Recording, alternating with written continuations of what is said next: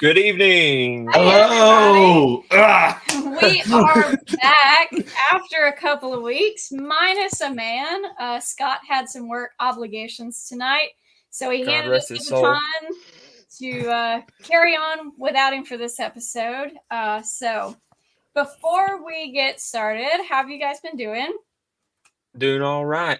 Got my nap in and we're ready to go. So I've had like 8 or 9 jazz band shows since the last episode. So my hands hurt and my legs hurt and I'm tired, but it's going to be an awesome episode. It is going to be awesome. We have a great guest. Some of y'all might have seen him before. Some of y'all might not have. So I'm really excited about that. But before we get started with episode 17, we wanted to run through some of our wonderful sponsors. So if we can start off, we have got Aaron Swain and the Promised Land Quartet sponsored us with their Memorial Day Honor and Remembrance Tour. It's on Friday night, May the 24th, featuring Ernie Haas's Signature Sound and the Promised Land Quartet at the Lighthouse Worship Center in Hyco, West Virginia. You can call those numbers at the bottom to get your tickets. And if you get the VIP, you get entry at 5:30 before the doors open to the general. And you get upfront seating and meet and greets with the artists. So call those or go online and get your tickets for that. Our next sponsor is the Heaven Bound Trio. You can actually see me over here when I'm saying this. The Heaven Bound Trio has been a great loyal sponsor to Southern Gospel Forward. And I actually went in and listened to some of their stuff on Spotify on streaming. I know streaming's kind of questionable in Southern Gospel, but I went and streamed them and I listened to their song, I'm on My Journey. And I'm telling you what, that is a great song. Definitely going on a playlist. So y'all go check out Heaven Bound Trio. Go check out their website. Go listen to their stuff. It's great.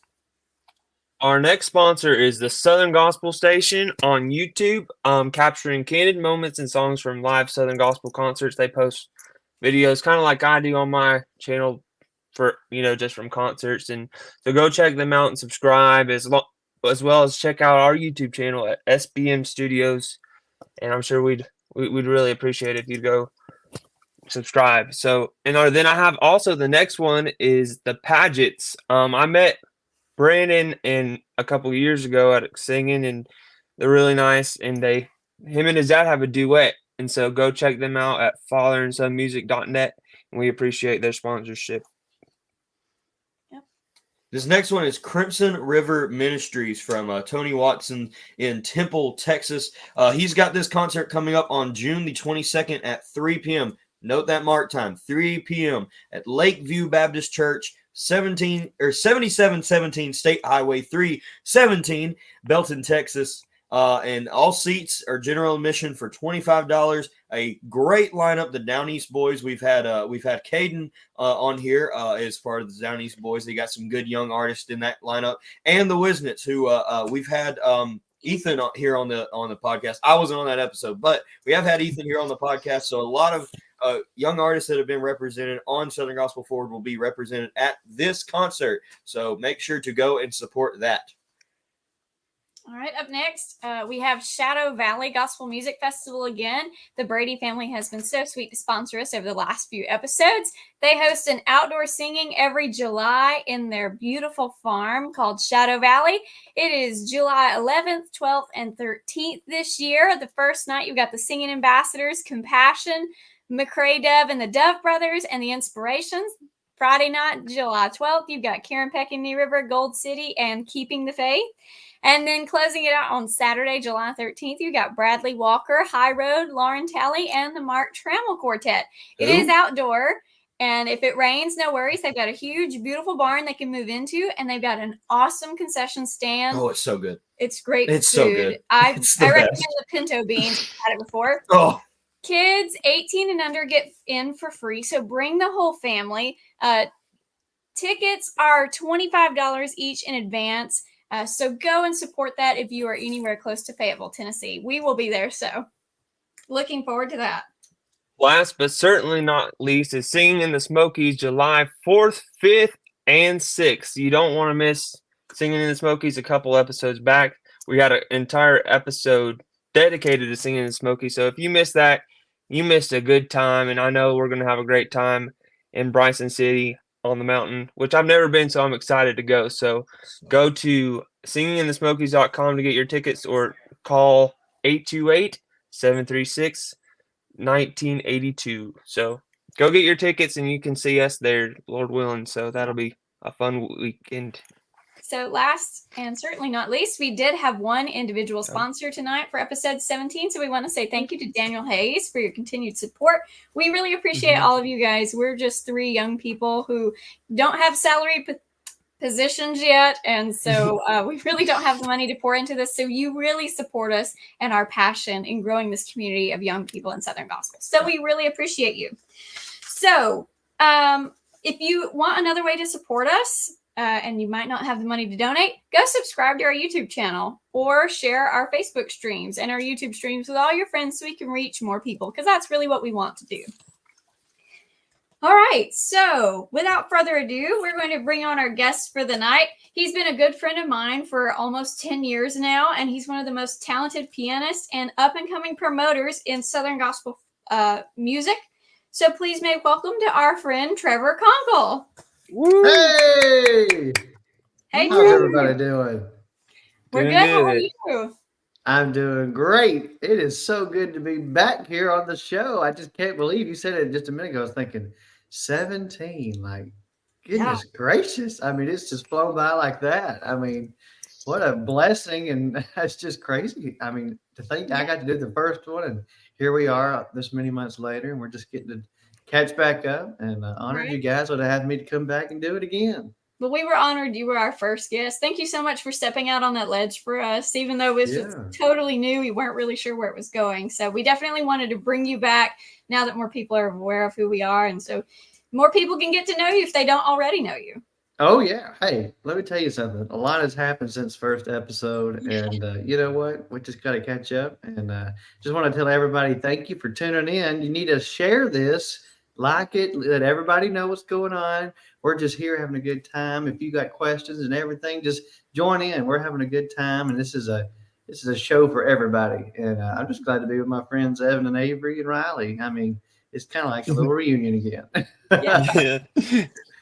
I mean, I just got to saw Riley 2 weekends ago, and at Lee University. So hey, it's like you just never know who you're going to see. You never know where you're going to pop up at. Yeah, I haven't seen you guys in forever. That just made me realize how long it's been since I've seen y'all. I need to get. I know. I see you on here. That's about it. I'm like, hey, there's Evan, right? Or your dad. Yeah, that's really where it is. Yeah. So, Riley, you want to kick us off with some questions? We'll kick around some questions, do a couple rounds of our questions, and we'll check the comments and see who's hanging out with us tonight. So if you got questions or you just want to say, hey, drop it in the comments. So, Riley, take it away. So we had a couple questions from Instagram. I usually do the social media questions, and then if I think of something along the way, I bring it up. But Priscilla Franks asked, what is the most challenging song you have to play on the road? Oh boy, Priscilla, one of my newest Instagram followers. Yeah, thank you for submitting a question. Let's see. You know, our newest album is one of my favorite ones that we get to do, and it's got. I'm telling you, they're all old songs, but you know, to us young kids, it's refreshing and it's new, and you would never know the difference. You know, there's so many great arrangements on it, but one that sticks out to me in regards to being the hardest one to do, probably is going to be When They Call My Name, and that's our latest radio single. I don't know if you've heard it yet, but it's in the key of B. Ew. And I had no influence on choosing keys. So anyway, but yeah, it was in the key of B, and that probably took the longest to get down muscle memory and that kind of stuff, just because the inversions and the chord voicings are just not your normal go-to. I mean, anybody that doesn't know music theory or isn't a musician probably wouldn't know this, but you would like to stay in keys like C or D. Well, I don't know, maybe C, D flat, F, B flat. G, but once you get around, A and B, you're really showing your professional level there. but especially learning licks and stuff. But I have to say that good. So that's definitely got to be probably the hardest one that I play currently on the road. So yeah, thanks for that question, Priscilla. That's a good question. Yeah. Yes. Evan, what you got?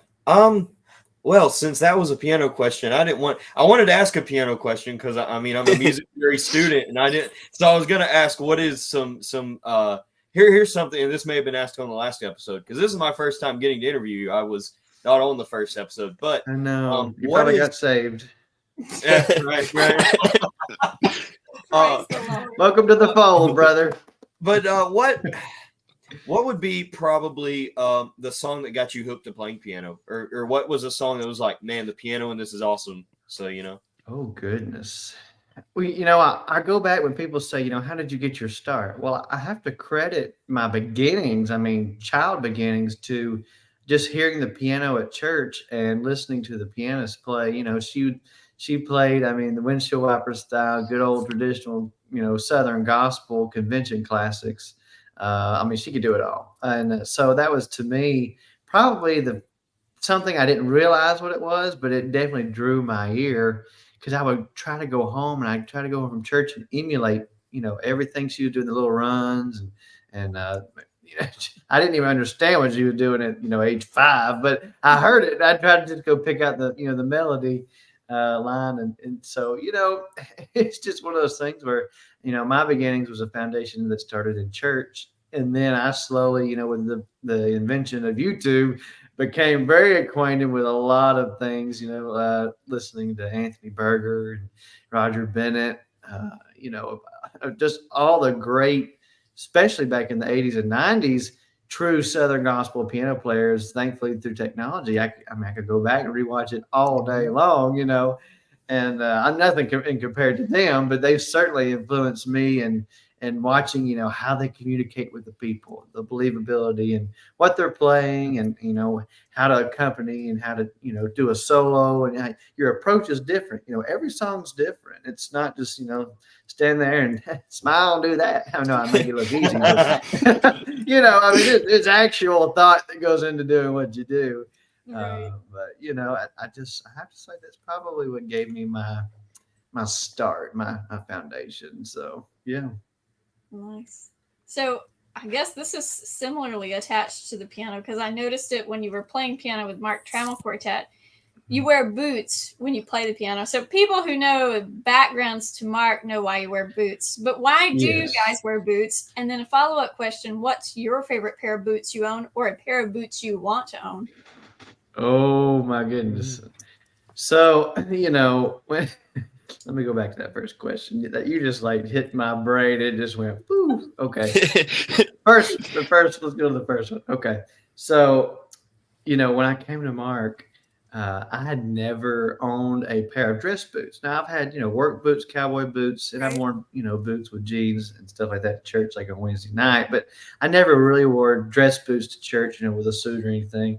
So once I came here and he bought me my first pair of dress boots on my first trip to Texas. So I kind of figured it was coming. I was like, all right, we're going to Texas. So he's probably eventually going to be like, all right, boy, we need to get you a pair of boots. And boy, did he. He got me a pair of smooth ostrich that was black cherry. And I've still got them, and I still wear them some. But I've been on the road now with them for 7 years, so I try not to wear them too much. I kind of alternate my little collection. but that's the day that I kind of got the bite and the itch for wearing dress boots. And Honestly, now I couldn't imagine wearing anything else because if you buy the right kind and the right material, the skin, if you get the right pair, it feels like a pair of house shoes once they're broken in. Wow. And yeah, I mean, and I tell people, even other artists, I'm like, you should try a pair of boots, even just, for casual, you could start out there because some people, they can't wear like a roper style or a cowboy style in the heel. So it takes a while for their foot to adjust. So I tell them, buy a pair and just wear it around the house, get it broke in, even if you don't want to wear it on the road. But it's just one of those things, where I couldn't imagine wearing anything else. I love it. I've got ostrich, I've got alligator, gator belly, and I've even got a pair of goat. I mean, it just you can get really crazy with them out there. But I'm particular, I'm making sure I can get a nice pair and I can maintain it, and I polish my boots every week and keep them clean and make them looking sharp for the stage.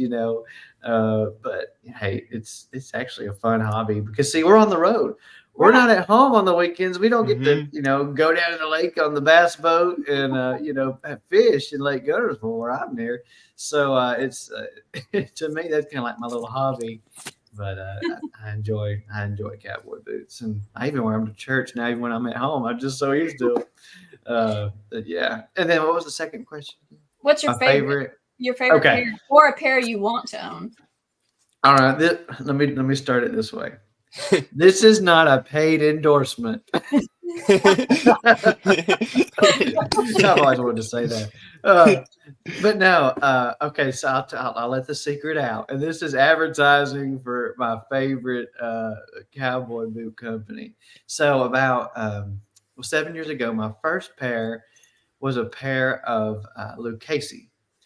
And I had that for about a year.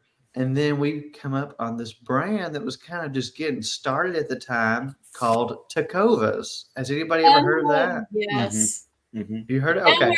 They're real popular. Oh, yeah. Oh, yeah. So Tecovas is actually a gentleman who used to work at Lucchese, and he went and started his own company for what we found out. And so we found out about him, and I got my first pair, which was actually Black Lizard. And they were my first pair I got from them, and I still wear those some too. But it's funny, like I didn't know what I was kind of getting into. I'm like lizard, I don't know how that'll feel, but they feel like house shoes. I'm telling you, it didn't take long to break them in, and they polished real nice. Got the black polish out and did the toe and the heel, dressed it up, and I wore those for a while. And then I got a pair of black cherry. Gator belly from Tecovas, and then I got a pair of black ostrich, and I got a pair of what they called it at the time, like a mahogany gator belly, and I got that to wear with like my blue suits because if people that know me know that I'm probably either going to show up in a blue suit or a black suit or a gray suit. That's my colors, but it's just it's kind of just my go-to thing, especially with ties. You kind of got those things you kind of gravitate to. And but yeah, so I probably got 6 or 7 pairs now, and I rotate out. I have another pair that's actually chocolate brown lizard I have on the road, and I got a deal on them. I won't tell you how. Anyway, but I got those, and I wear that with the chocolate brown suit that I bring out every once in a while on the road. So it's just like anything else. But I would definitely recommend anybody that wants a comfortable pair of boots. Now they do casual; they don't just do dress boots. But hey, go order you a pair of Tecovas. They're actually probably the best made for the price compared to Lucchese. They're a little cheaper, and they're actually going to last you a long time. And I know Tecovas has a great deal always going on their website, and you can also go on there, order a pair of boots, and if you don't like the size, send it back, and they'll send you a replacement pair. I mean, they're really easy to work with, and they're popping up all over now in retail stores. We've got one in Nashville and Birmingham, Atlanta. They're kind of in some of those same places where you may find like an Apple store or something. So I think you're gonna hear more and more about them. You see them on TV and everything. So yeah, check them out. It's tecovas.com. So I wish we had a Just, banner to put it up. Yeah. So we let the cat out of the bag, so everybody knows what I'm wearing now. So if everybody starts showing up to the table and be like, "Look at these boots," Show up. Do they do? They do women's boots, don't they? They do men's and women's. And I think I've got a pair. I'm kidding. They don't do dog. They don't do dog. I think our pastor had some boots, and I was kind of going through this like Western kick last year, and he gave me a pair of boots, and I think they're Tacovas. Like really, so I think I've got a pair of Tacovas. Sure send me a picture of them. All right, I think if they are, I'll send them to you. But I don't know. I haven't worn them because I'm a tennis shoe and more. I love a good dress shoe, a good penny loafer. Yeah, I'm not a big boot guy. Totally, yeah.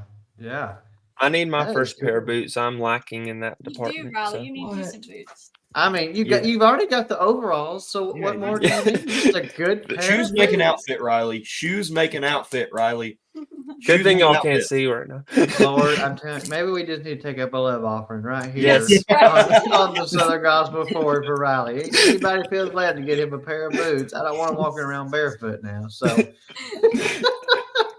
I don't need no. all you need is a straw hat, and you're ready to go. Well, Riley, I'll let you take that and run with it if you got another question for him. So I was thinking about like the singing schools and everything. You've been to Alabama School of Gospel Music, and I said no. The other week in the program book, you had the North Georgia School and the Cumberland Valley School. So what are some songs that you think would fit well into, like that would translate well into what y'all do, like that you've heard from the singing schools? Oh my goodness! Wow, that's a loaded question. Well, I'll actually start that response with this. You've had Connor and Bailey on here, and I think you've had Kennedy, haven't you? Mm-hmm. We had all three of them at one time. Yeah, at one time. That's right. Yeah, back in I think November or sometime. Mm-hmm. So I have them every other year at a concert in my hometown in North Alabama, and about 2 or 3 years ago, I think it was, they were here, and I told them, I said, I have a song that you need to record. And I knew it'd be right down their alley because, they're known for their foundation being built around convention style. They know parts. They know how to take the redback hymnal and sing the do re mi's, and they can. They're even talented. They can sit down and play it and sing it at the same time. They're just very talented people. But I told them, I said, you have got to record this song. And I told them, I said, it was written by the same person who wrote the song "What a Meeting in the Air." Do you remember that song? Yeah. Gaither's probably been at most homecoming services that most people have been raised around growing up, and you've probably heard a lot of people sing it in church. But I'll tell you this: the same writer who wrote that song wrote a newer song that's called "There's Going to Be a Meeting." Love that song. Okay, this sounds like a Mild Hayes family song. So on that last project, they put that song on it, and it fits them to a T. I didn't know that was perfect. I didn't know that was the same writer. That's neat to know. Yeah. Oh, yeah. Yeah. And the writer of that song, he's written and published convention books for many, many, many years. And there's so many songs looking back that I think about when I think of convention school. And when I went, we still had some writers living. I got to meet like Eloise Phillips, Rosanelle Spear Powell. She was there. I just got to meet so many good people like Jack Clark. Jack. I'm telling you, everybody loves Jack. And there's so many good songs that we did, and we also one night we did a redback hymn sing night on Tuesday night where we pull out the redback hymnal and just sing through it for about 50 or 60 songs. And I think people that may be new to Southern gospel music may not realize that 107 years ago, gospel music got its start with convention music. J.G. Whitfield published these songbooks, and he started carrying these songbooks and to sell them. He went on the road with a quartet, and they traveled from church to church all across the country, spreading the music, teaching them in singing schools at the churches. and that's how gospel music really spread to be where it is now in the church. Now, music's evolved. I mean, a lot of it was, back then, not they didn't have tracks. It wasn't heavily orchestrated or anything. I mean, it was just piano, and then eventually the organ came into play as well. I think in the late 30s, 40s. So gospel music has come a long way in over 100 years. So it's definitely amazing to see where we've come from and how stylistically things may change. But our genre is a cumulative collaborative effort of many styles in it, and that's pretty cool that we can all just kind of coexist in what we do, and that's kind of what makes us what we are, and I love that. But convention music, it's great. I encourage people to go. I mean, at the first one I go to is Alabama School of Gospel Music in Boaz, Alabama, and then I would go to the North Georgia School of Gospel Music, and that's at First Baptist Church, Cumming, Georgia. And then the following school is the Cumberland Valley, and I believe that's in Murfreesboro, Tennessee. So you can really hit all three back to back in the month of June if you want to go all 4 weeks. Right. But it's great that we still have these going, and they've got great leadership, great teachers, people that are teaching this music, teaching young people. And you'd be surprised. There are people I know going this year for the very first time to a singing school. A gentleman, he's in his 60s, and he said, I've always wanted to go. I didn't have the opportunity to go as a kid, but I want to go just experience it one time, and it's for a very minimal fee. I mean, you don't have to stay in the dorms. You can just attend the classes. But I just encourage people to, if you just want to see where we came from, you want to hear the music, sang in the parts, maybe the way they're supposed to be, and then hear the great accompaniment, like at Alabama, Tracy Phillips. Gosh, she's an incredible player. She She's played there. at the hymn sing I was at in Gardendale. Gosh, she just she's just when she gets that rhythm going, I mean, yes, she has a great left hand. I'm telling you, she's just got a great stride, and I even got to take a few private lessons from her while I was there, and I know that my Hayes family has taken some lessons from her. She's just great. But you know what? We got to have more people coming up, and we need more kids, young people to get involved. And so I would encourage you. You can get more information. I know online at their respective websites, or you can message us, and we can get you to the right people and information to go. So there's still time to sign up. It's just April 22nd, so you got just a little over a month, and you can get ready to go and go to a singing school this summer. Yes. Hey, and I know there's another one too. Is it the Charles Novell School of Gospel Music? Yeah. In Kentucky. There's a lot of gospel music artists.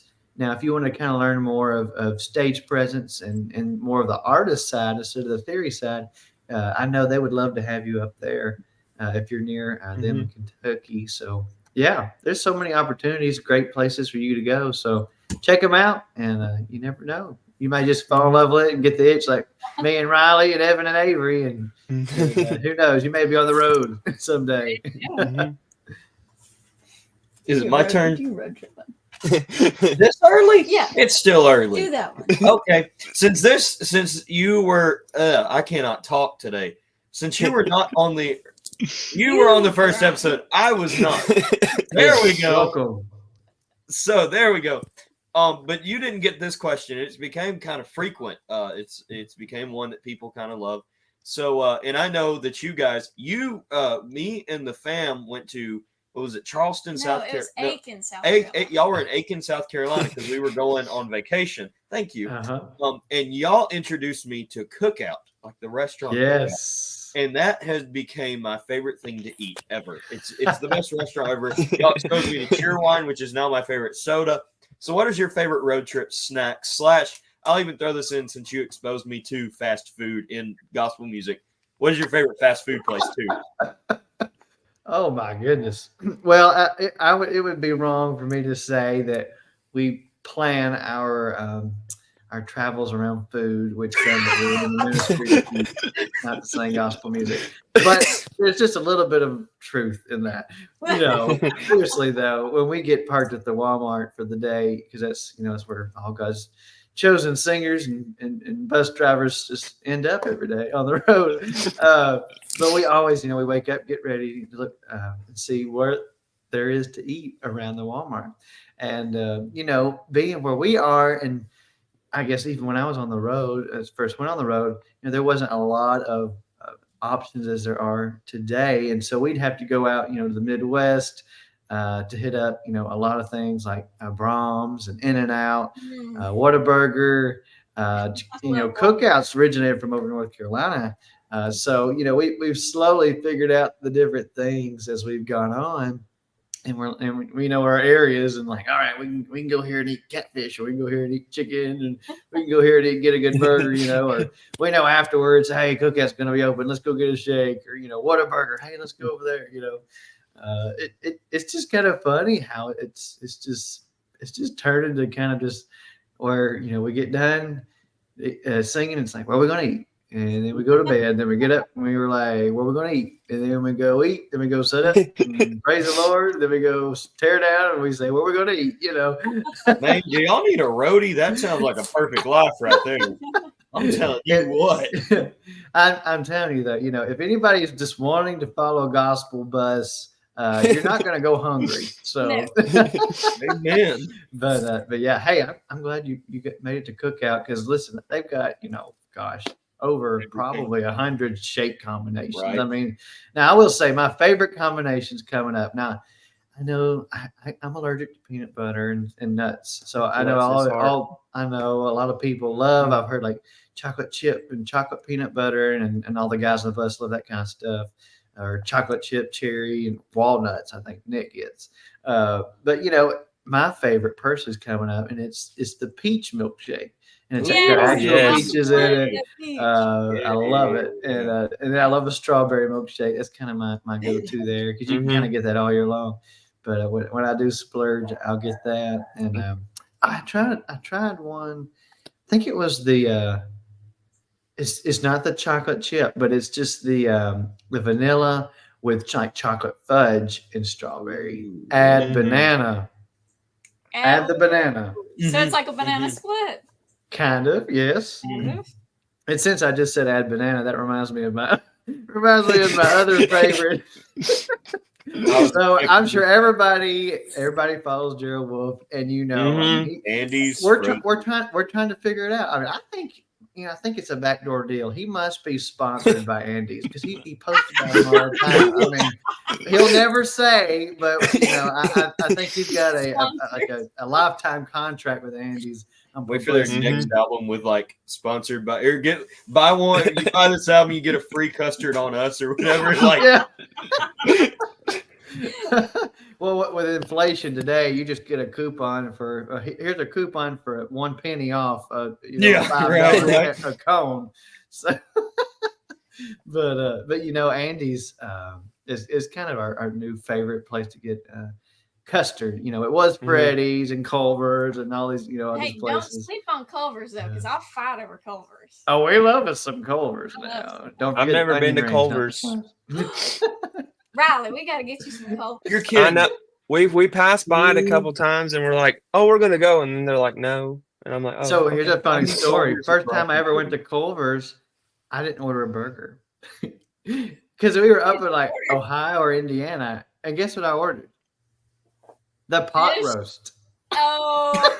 But it was good. I mean, everything from there is good. I mean, so like we went back, and I was like, I think I want to try the burger, and you got to have the burger now. Oh, Butterburger. Oh yeah, glory hallelujah. Anytime you see me and you want to take me now. Anytime y'all see me and y'all want to take me out to eat, I will go wherever y'all want to go. So Riley needs boots, and Riley needs Culver's. We'll just go on a spree or something. Please tell me you've had Andy's. Yes, I have had 3 times. Hey, convention, there needs to be a Southern Gospel Forward hookup at the Andy's. Yes. That sold. We all right. Don't tell them I actually don't like Andy's. Well, I Out, wasn't a get big out. I wasn't a big fan. You're Yeah, fired. No. Can I This is why explain you were myself? not on the first I need to episode. explain myself. I got the James brownie or whatever, and it really What? wasn't good. I wasn't a much fan chocolate. of it. So it was just too much chocolate at that point. It was like chocolate chips, brownie in the bottom, chocolate syrup, and I was like, too much. So Was there any ice cream in it? honestly, it was just like chocolate. That was all it was. So next time I go, I'm letting you or Gerald pick, and that'll be my decision I go with. I feel like I had a bad, you know what I'm saying? It was a bad first trip is what it was. So I'm not judging on it yet. So somebody who's never been, I would recommend get the snow monster, and then if you like banana, add banana. Now that don't tell anybody this, is but it that full on happens like to banana be slices? it's sliced up, yeah. Okay, cool. Sliced up, yeah, cut up in it. But don't tell anybody. But that might be Mark Trammell's favorite. Just saying, if anybody wants to, gift him something, it happens to be his 50th anniversary this year convention. So, Gift card. Join us at our forward. he likes it with a banana. Yeah. Frozen custard's on Mark, every single one of them. Yeah, for the first 50 people to celebrate his 50th. Just don't tell him. I mean, until he gets. Yeah. All right. Well, we are gonna hit some of the comments because we kind of forgot we didn't forget. We can see you guys, and we've been laughing, but we're gonna glad some people showed see up and who's hanging watching. out and commenting. Yeah. Hitting Megan sounds Edwards violent says though. good evening. Hey, She's our Megan. watcher. Hello. Howdy. We've got Brace Hey, 98. Brace He says, fan. hey. That is Zach Wilburn. No, isn't it's not. Is it not? You said that's not What? what it is. Oh, Braves fan, identify I'm confused. yourself. Hannah Bradford says, hey, friends. Hello, long Hannah. lost howdy. cousin. Casey Wolf is in the house. Hey. Guys. Hey, Casey. She knows about Andy's. Yeah. Yeah. Brianna Harrell. She Hey, says Brianna. hello. Hey. Hey. Hello. Daniel Garrett says, hey, y'all. Hey, Hi, Daniel. Thanks Howdy. for joining us. Coach Coach Mel. Mallory says, Yes, hey, sir. guys, and every thank you. Tiffany Roby. Hi, everyone. Hey, Tiffany. Thanks for always joining us. Miss Rachel Baines, Jay's producer, Jason's wife. Good evening, y'all. Good evening. Good to see you. Howdy. Nina Harrison is watching from Winter Haven, Florida. Hey, Miss Nina. Hey, love Florida. We just got back from spending the whole month there, pretty much. Nice. The Gospel Messenger. Welcome back, everybody. Just shared. Thank you for sharing. Yeah, if you haven't thank shared you. yet, go ahead and click share. It's real easy. Free custard for you. Aaron Swain, our last viewer, says, hey, y'all. Hey, Aaron. Thanks for joining. Elaine Harcourt says, good evening from Warner Robins, Georgia. Hi, Elaine. Thanks for watching. Nathan Allweiler. What do you guys think? Allweller. Watching from Hershey, Pennsylvania. That's on my bucket list to visit. Is Hershey. Old Yeller. Pennsylvania. That's awesome. Allie Guerin says, hey, y'all. Hey, Allie. Thanks for watching again. Howdy. Casey Wolf says, Brother Trevor. That's me. Old Trev. How many nicknames do you have? Let me tell you something. There is there's too many. I mean, we could write a book. What about this our one right sponsor, here? Daniel, said, greatest piano player the Mark Trammell Quartet has ever had. I'm the only one they've ever had.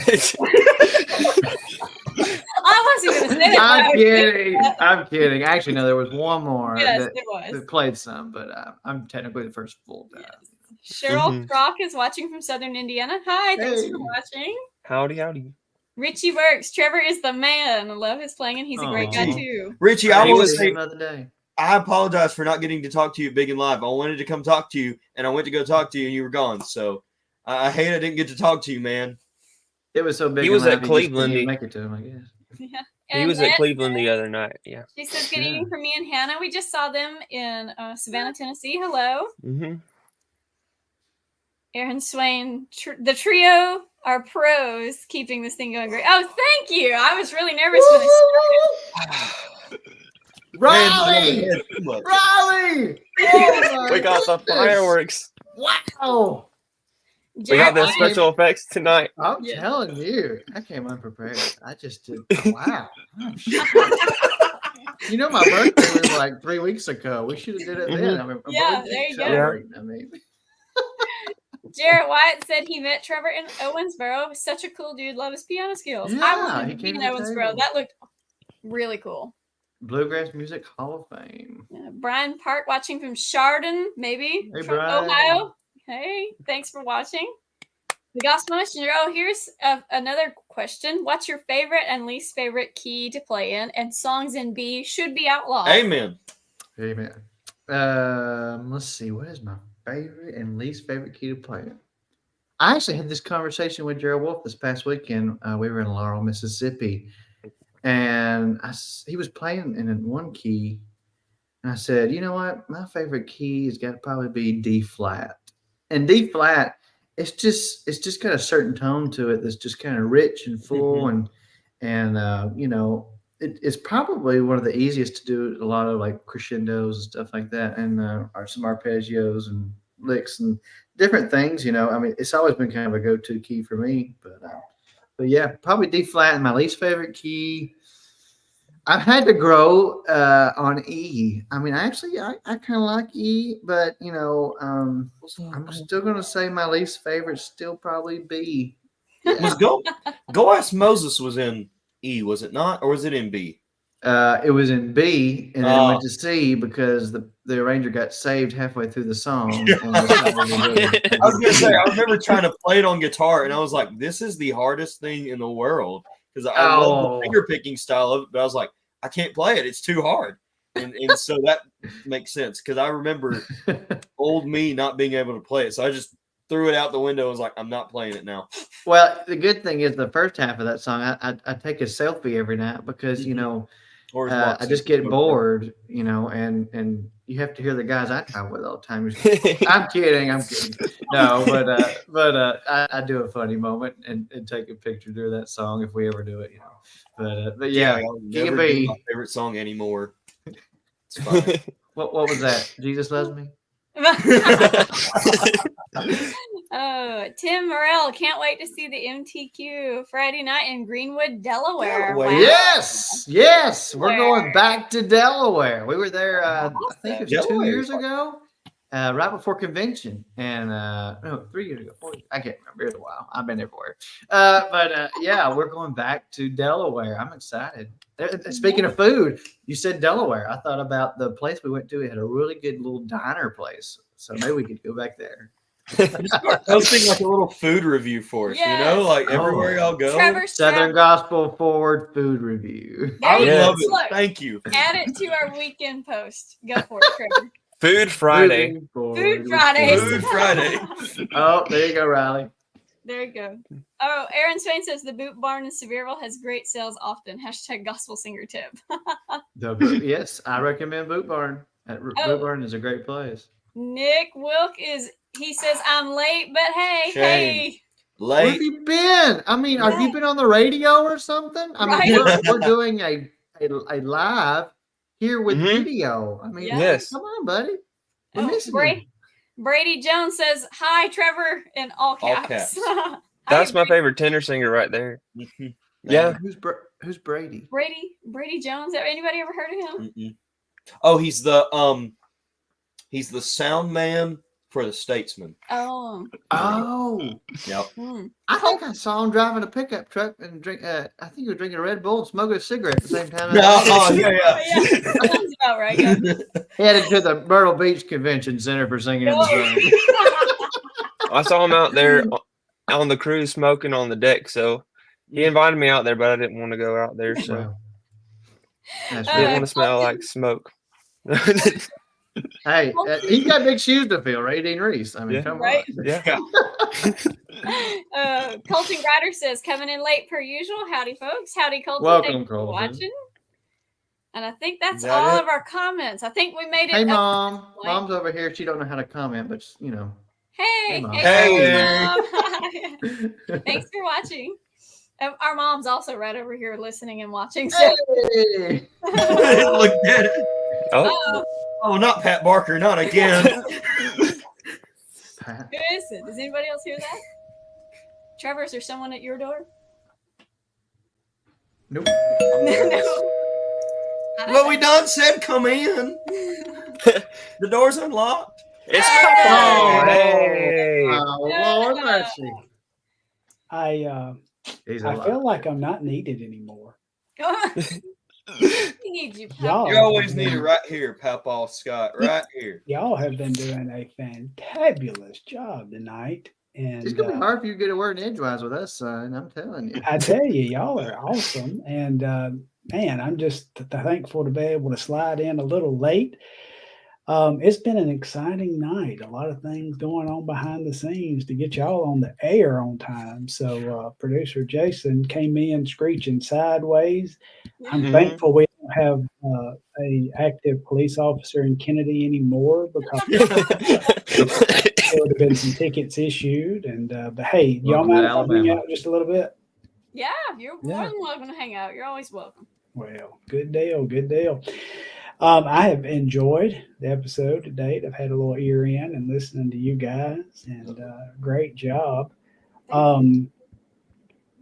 While Jason is resetting everything, and y'all get ready just to keep the questions coming at Trevor, I don't think that y'all dove deep into promotions yet. Mm-hmm. No, not Right? yet. No. Not Yeah, yet? you go Okay. ahead and go for that. Can I dive in a little bit with Mr. Absolutely. Trevor? Is that all right? Yeah, that's fine. All right, good deal. So I love what you were doing through C&T Promotions, concerts all over the Southeast, just doing a fantastic job. I've attended several of them, top quality groups, top quality production. And so I want to dive in a little bit on that. What got you interested in starting to promote Southern Gospel concerts? Gosh, I promoted my very first concert when I was, I think, 18 years old. And, I had done that not really as trying to start a promotions ministry or anything, but I just kind of a one-off thing. I thought, hey, let's just do a concert. And then I kind of enjoyed it, after that. And the blessing of blessing others and getting to, help the community and see your friends and people there enjoying the music that you love. It just kind of ignited a little fire. And fast forward a couple of years, we all went through COVID, and that was kind of I tell people now at the table, it was kind of a sifting season for our music. Yeah. And it was also kind of a reset for our music in regards to promotions, in regards to the artist, and the way that church views outreach. So many variables, things have changed due to COVID, unfortunately. But we noticed after we started going back on the road, after 10 months of being at home, that promoters were very slow and were not quick to get back on the bandwagon. Yeah. Churches were still concerned doing, these half services, where half the people could sit in the back with masks on, and so many different, things. Everybody was doing it so differently. You didn't know what you're getting into when you showed up. So we kind of noticed that there was a need for it. So I kind of talked to Mark about it, Mark Trammell, and my boss, and I told him, I said, Mark, I really think there's a need for us to do something. I didn't know really what it was, but whether it was just one concert, or two, something, just in our area to get started and kind of just revive it again, because we needed that, and I saw fear and so many things that people needed encouraging, and so we started C&T Promotions. Really, because there was nobody doing it, which sounds terrible, but we had just come through so much, and we certainly need more now. But we started that. We did our first one in my hometown, and now 4 years later, we do it annually still, and every February. And then we went and did our second one, which was actually in Canton, Georgia. Thanks to a friend over there, he got us in touch with some people at a great church, and we've done one there, and then we're actually going back there this June for the second time in Canton. So that's another great annual event that we've started. Of course, we have our Mark Trammell Quartet homecoming every year. Oh, there it is right there. One in Canton, Georgia. There you go. There's the one in Canton. Yeah. So yeah, It's Thursday, June the 27th at 6:30 at Antioch Christian Church in Canton, Georgia, which is near North Georgia, Woodstock area. So you can come be with us, the Trammell Quartet, and then our great friends, the Mile Hayes family. Everybody loves them, and they're I hear they're working on 2 projects at one time. Can you believe that? I know. So I can't imagine how they're doing that and traveling at the same time. But they're going to be with us there in Canton. So yeah, come be with us there. And then like I said, our next concert to that is going to be our homecoming concert in Gadsden, Alabama. It's every July. Yeah. And there's no admission charge. And I think I pretty much see everybody here on the forward there. They make it one night at least. It's on Friday and Saturday. And this year we're having the Wisnets and Greater Vision, always a favorite of the crowd. So yeah, definitely come be with us. There's no admission. We just take up a love offering. And we're there in Gadsden, Alabama at the church at Wills Creek, which has just hosted Big and Live. So you know where the church is. So come be with us. Big and Live's becoming the place to be in Gadsden. Oh, you mean the church at Wills Creek? Oh, yeah, whatever. Well, the church at Wills Creek. Good advertising. Good advertising for next year. You know? Just show up. Something will be there. Yeah, we're talking about Trevor's Ferocious trying to steal it away from him.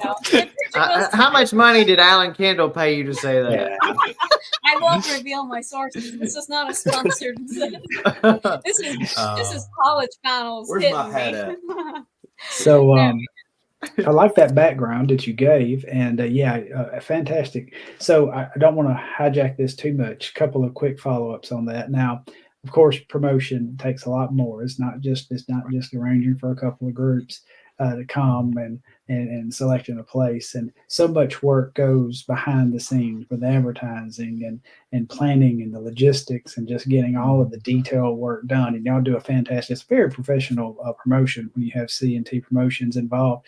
But for some folks who, like, I know Jason and I used to host concerts here in Kennedy and did okay in it, but so for those at churches or other venues in different areas that are interested and that do try to host these Southern Gospel events, what would be maybe 1 or 2 quick tidbits, a piece of advice to make a successful event for their next one?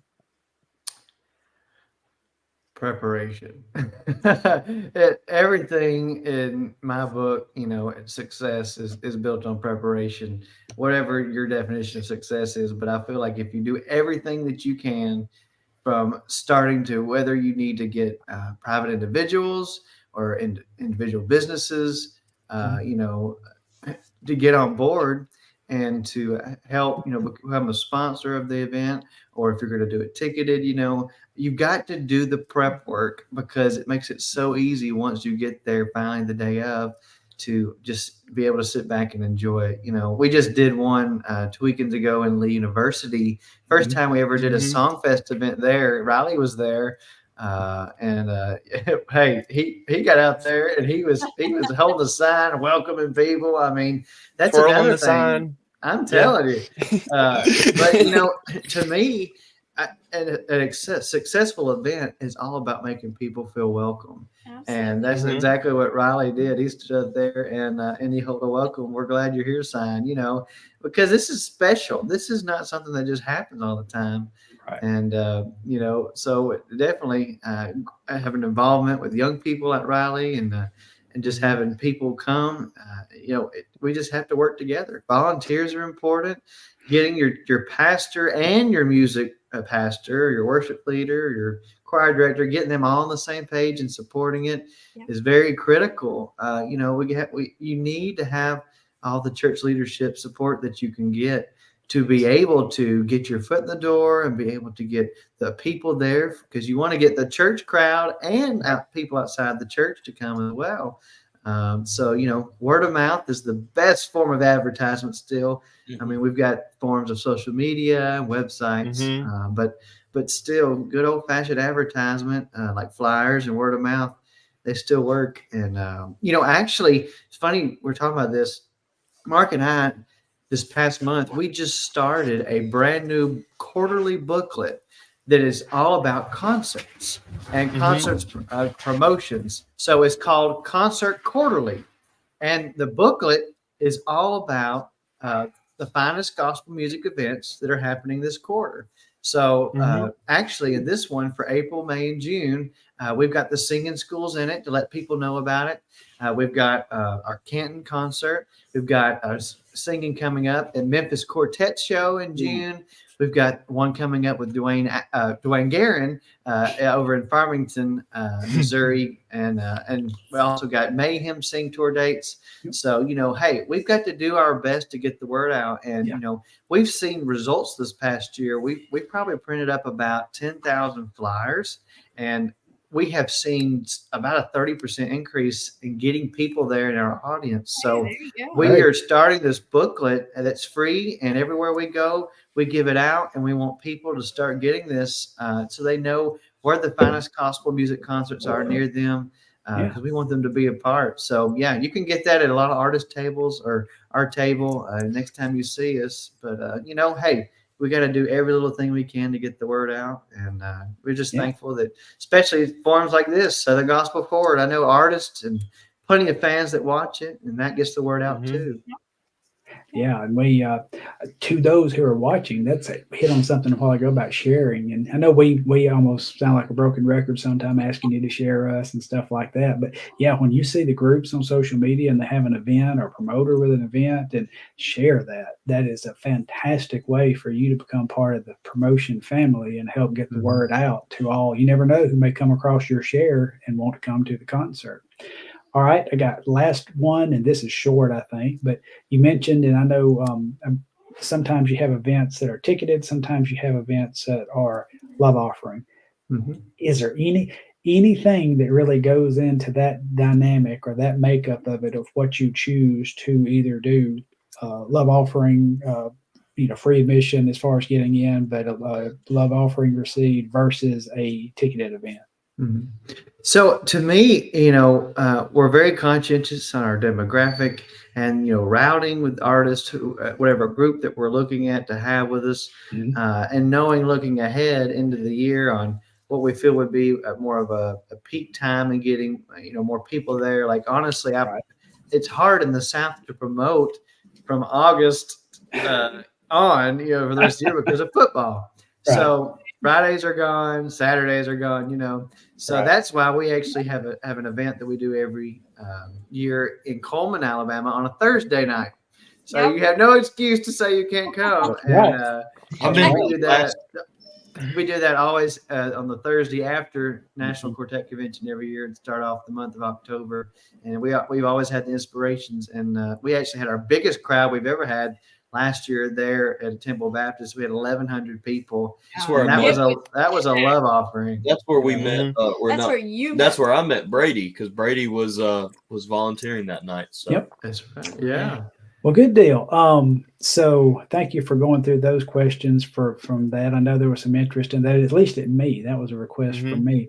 And so, producer Jason, if you'll move to the picture lineup, I had reached out and thought we might have a guest on with us, but Nick Trammell, he had Charlie had a ball game tonight, so couldn't be with us. But he was very generous to provide us with some pictures of just through the years, like with the Mark Trammell Quartet and some from behind the scenes promotions. So maybe you can give us commentary on these pictures and just help bring us in. Now, the first one that comes up, I've seen these are good. Aaron,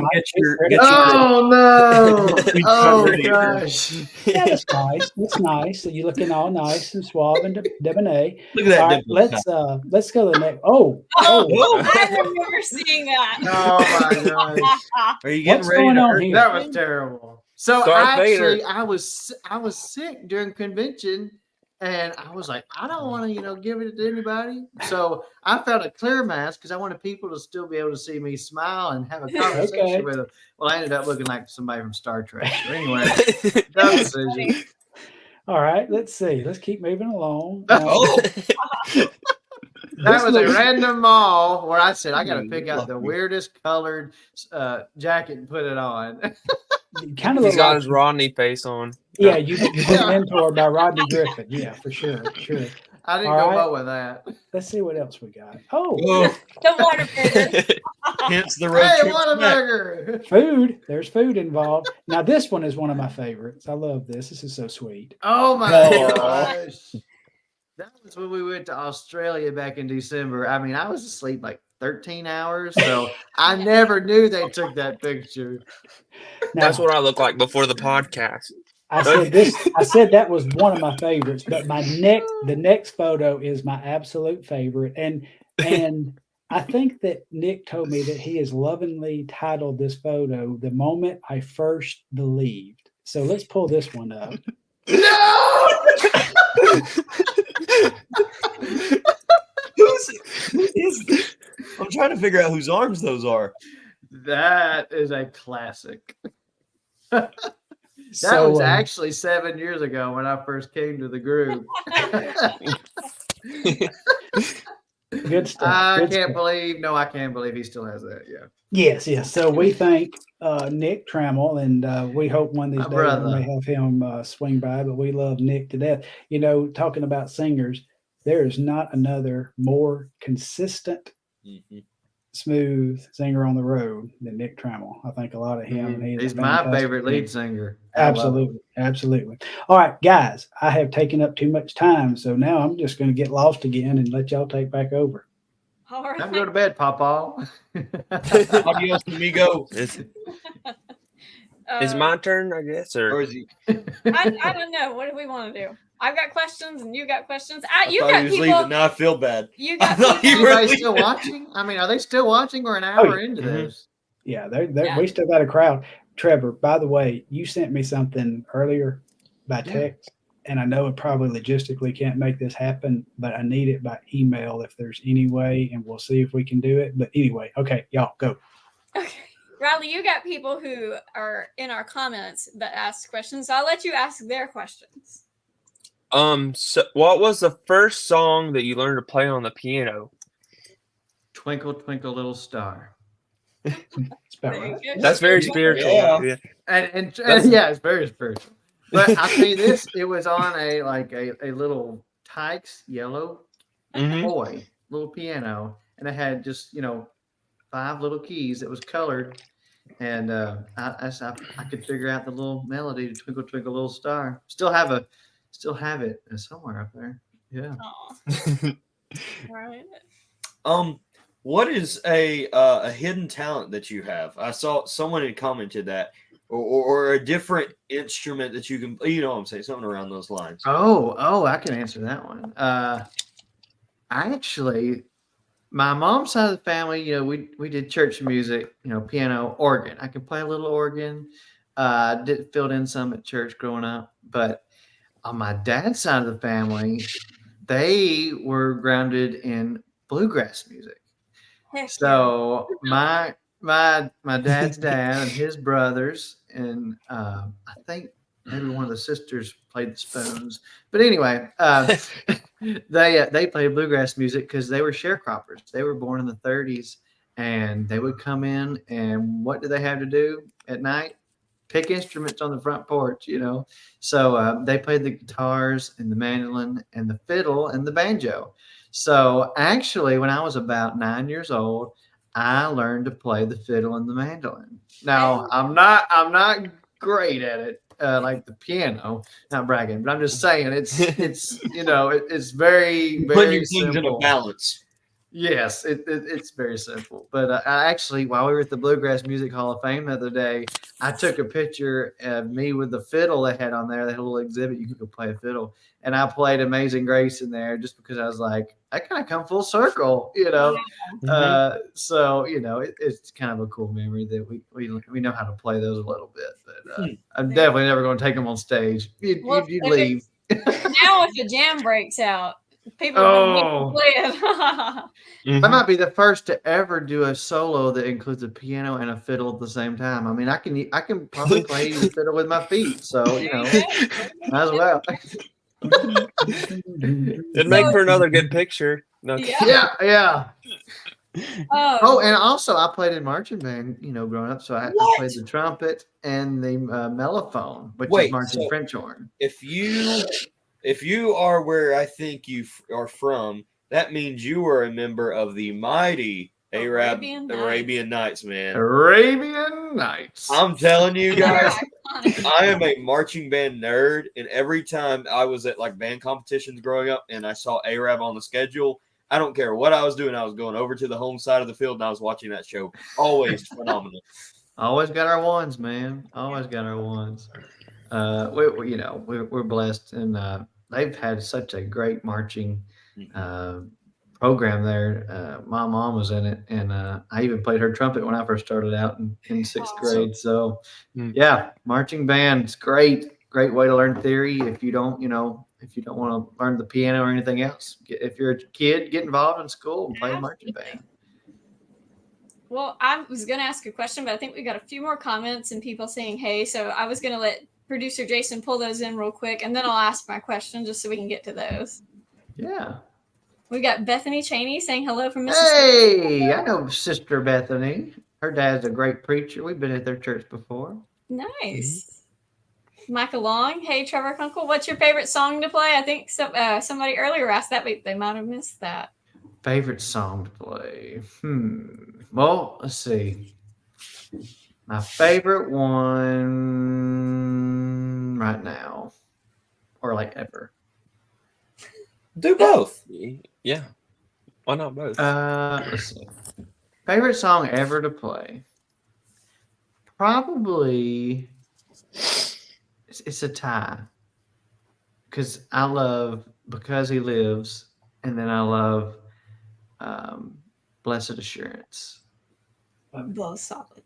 Love it. Those are kind of like, those are just kind of two favorites for me. In the key of D flat. What do we got? Oh, Big Boss Man says, hey guys, huge fan of Trevor and Trammell. At first I thought that was Mark commenting, but it's not. That's just Mark's pseudonym. It's a good thing he don't know about Facebook. He'd be on here. Landon Wilkerson says CL and NQC. Yep, I think we'll all be there at least at some point. Yes. Mm-hmm. Emily Underwood says, hey, hello. Hey. Thanks for watching. Oh, Jason's wife Rachel says, what's your favorite scripture and hymn and why? Oh gosh. Matthew 6:33, and probably, well, I just said my favorite hymn. I guess Blessed Assurance. I mean, Because He Lives is a gospel song, so technically, I guess it's my all-time favorite hymn would probably be Because He Lives.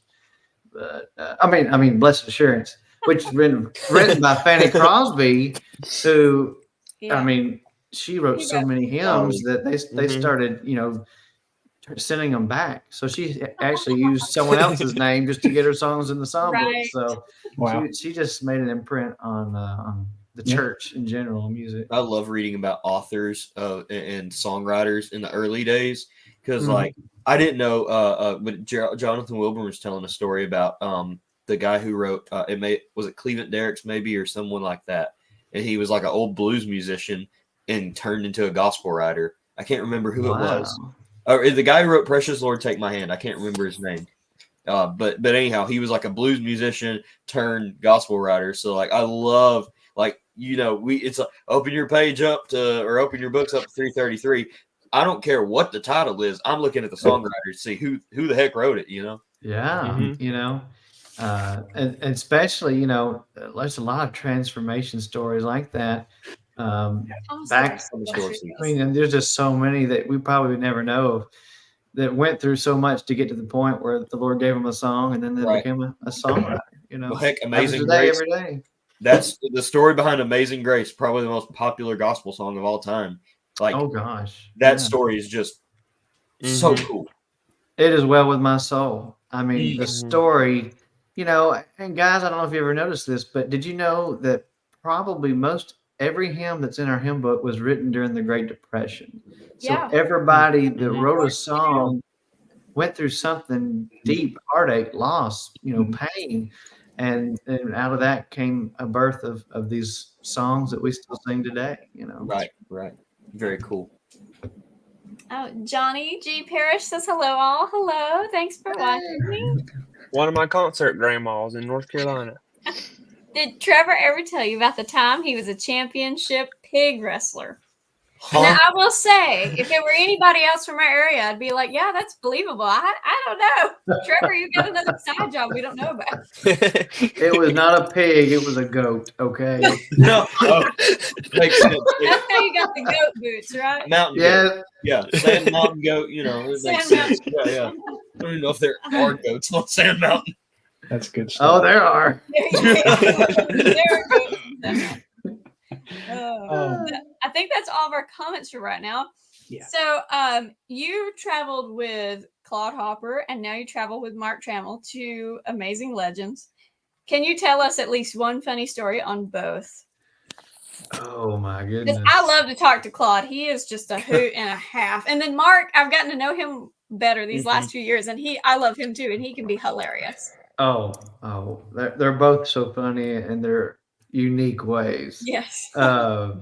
Let's see. When I was with the Hoppers, one of the funniest things that ever happened was, I think I'd been there maybe a little over a year, and we had a new driver, and we always, every night, if you knew the Hoppers, you knew they went to Waffle House. And you talk about a sponsorship opportunity. They should have been sponsored by Waffle House. But every night we go to Waffle House, and one particular night, you know, I always go in with Claude. We'd sit down at that counter, and he'd always order a Diet Coke, and I'd get a coffee. And we'd eat, you know, everybody eat. And one night I got up and went to the restroom. And when I came back, there was no Claude Hopper and nor any other Hopper, nor anybody that seemed to know me or I could know them. And I was like, oh, I feel abandoned. And I look out the window, and there goes a beautiful H3 down the road. And I'm like, I've been left. So thank the Lord I had my cell phone. And that was the night that Claude Hopper left me at the Waffle House. But he never left me anywhere else again. All right, we're doing a room check. All right, we're good. All the Hoppers. But that was a Claude story. Oh, there's so many, because you know when I was with them, I lived with them as well when we were off the road in their basement. There was so many farm stories and funny things that happened because I lived with him. And his brothers, they were a hoot when you got them together, especially, you know, Will and Wayne Hopper. They are hilarious. We got their record up Hey, here. yeah, we have a Yeah, you got the record. And also at the Hoppers table is a joke book that I had a hand in putting together while I was there. And yeah, look at Miss Connie. Wow. I know. It's been a few days ago.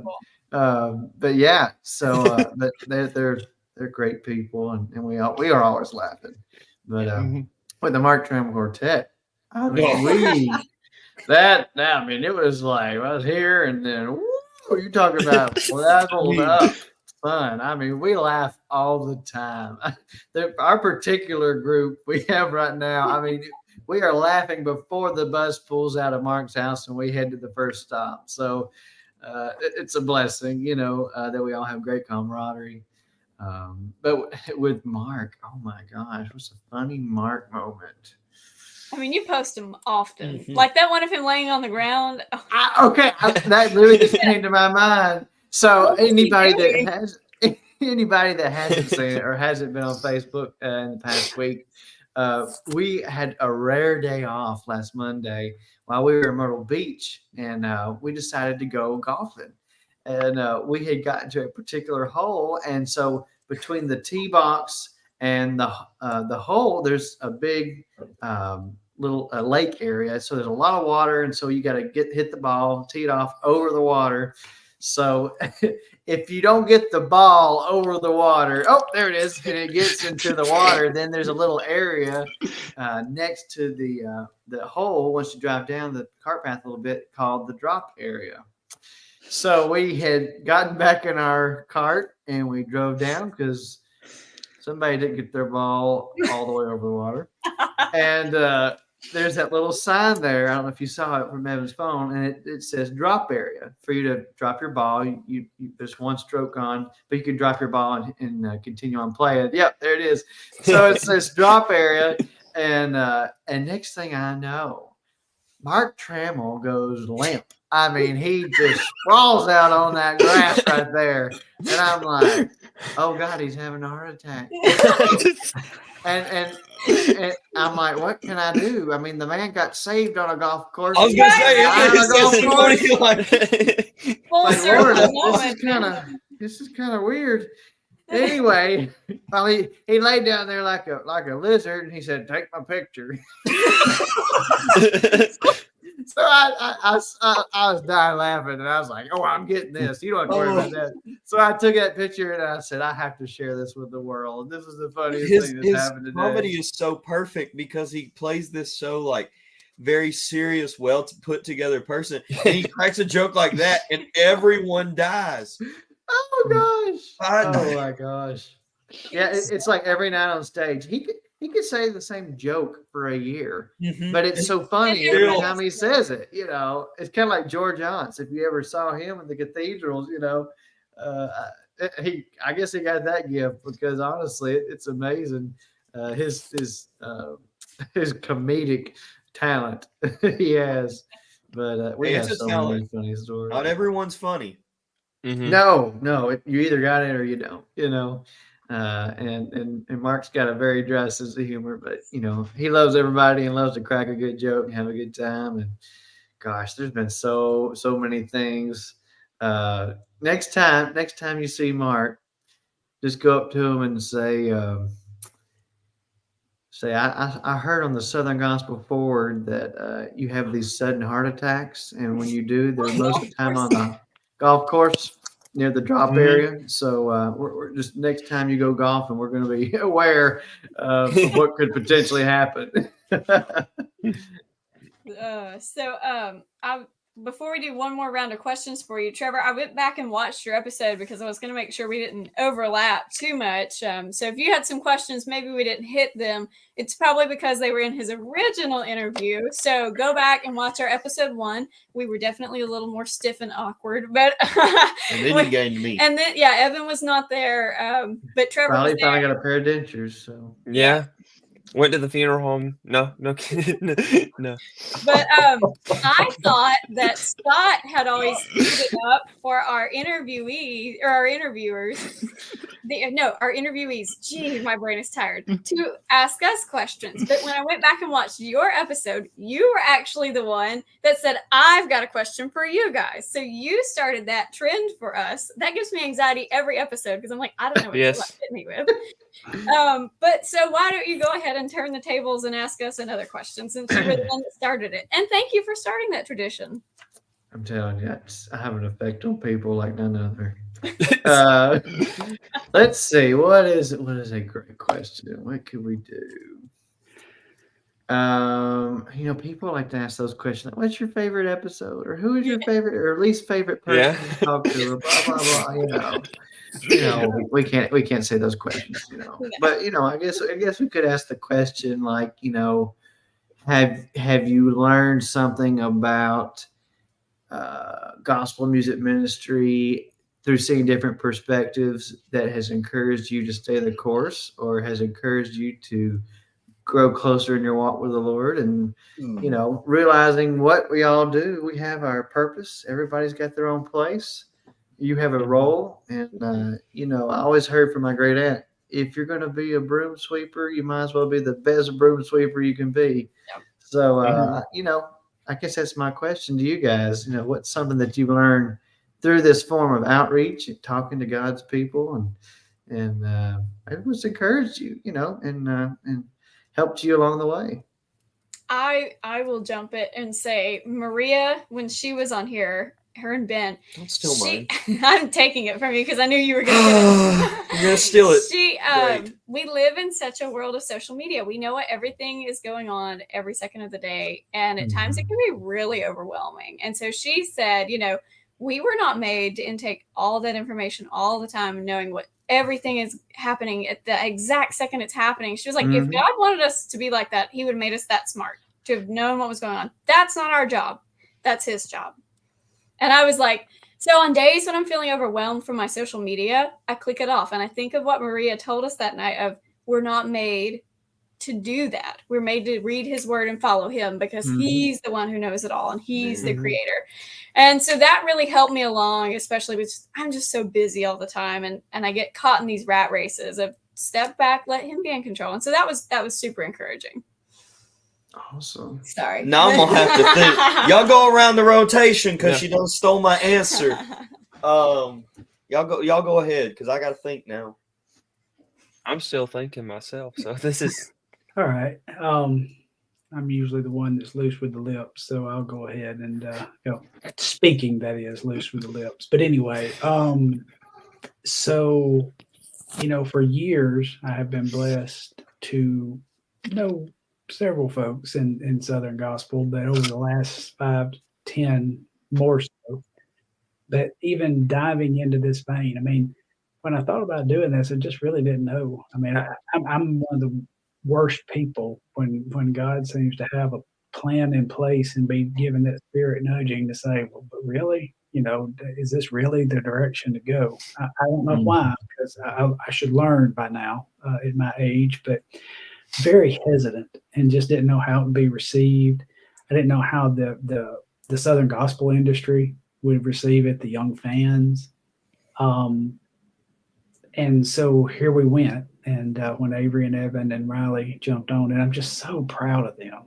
Watching a while ago from behind the scenes, my heart swells, and I hope they know how proud I am of them. And these are solid young folks that love the Lord and love His people and love the Southern Gospel and want to see it promoted. And I haven't picked up at anything of, sometimes you start something like this, and when people start recognizing you at concerts or out someplace, the lack of humility can start kind of sneaking in, and I haven't seen that in my young partners here. They're just humble young folks. They understand, we're a team, we're a unit. It's all for God's glory, and the whole purpose is to grow the community of young fans and young artists. But as far as industry that encouraged me is just the sincerity of our young people in Southern Gospel music. You expect, or you would hope to expect, a old person like me that had been years as a Christian and maturing as a Christian, and then as an artist maturing on the road. You would expect to have the depth and the character and the integrity in place. And I've just been blown away. I mean, this is our 17th episode. We've had 16 guests, all young folks under the age of 35. We've had a 14-year-old all the way. Boy, howdy, the 14-year-old preached to us and gave us a witness. I mean, it blew me away. Young Jaylee, My first episode, too. Amazing young lady.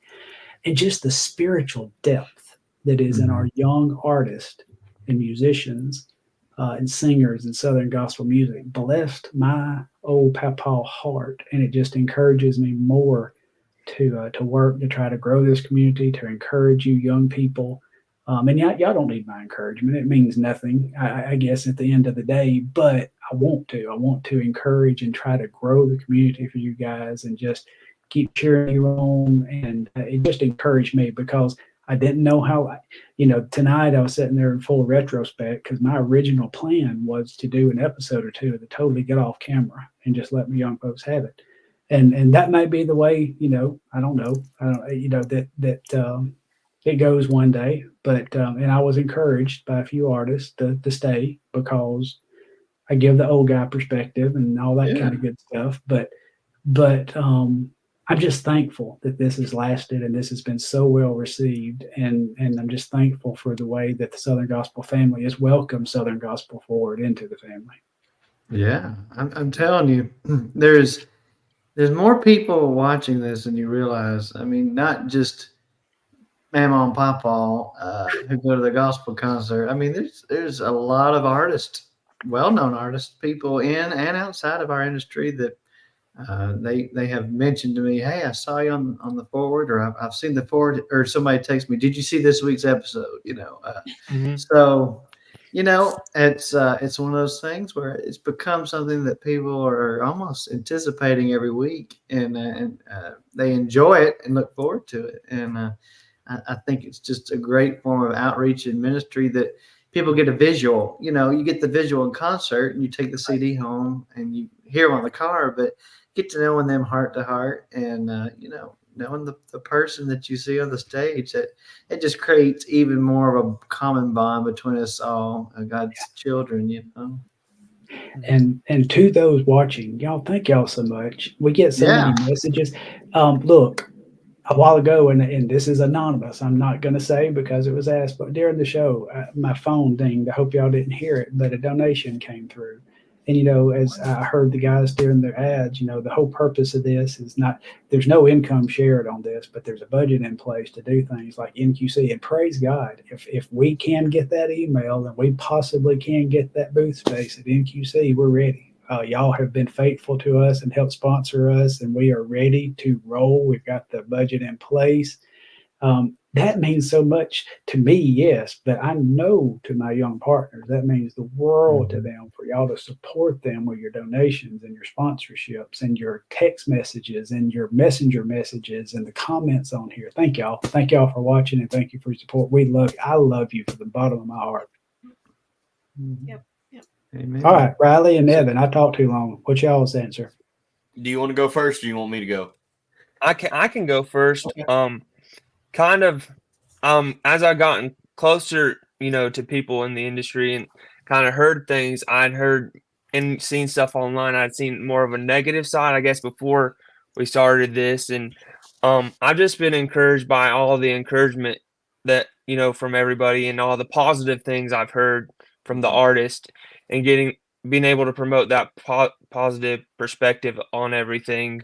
And that there are people still trying to do right, and there's people, there's people doing it for the right reasons, and we don't get into all the negative, but that's just been encouraging to me to hear from a personal perspective that's the good stuff that is going on, and people's testimonies and everything. That's just been an encouragement to me personally. Our attitude and our perception and the way that we live our lives, and which is the way we should live, and the most godly way we can. It's all a choice. We choose to wake up and have a positive attitude, and choose to do things that bless the Lord and give Him glory. And everything we do, say, think, everything we do should glorify Him. And it's funny. Goodness, you just never know where your witness is going to speak to somebody. Right. I was in Alaska last year on a cruise with my grandmother. We're in Juneau, Alaska, and this gentleman comes up to me and says, "Do you play the piano?"